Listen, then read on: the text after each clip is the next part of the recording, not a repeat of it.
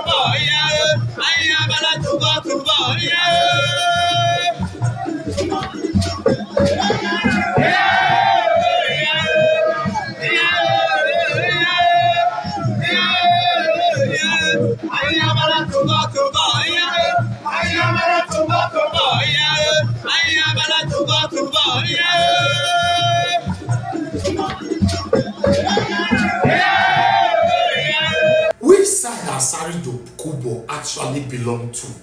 Is Asari Dokubo or Kokumbo or Kokumba on the side of Fubara, or on the side of Wike, or on the side of the people.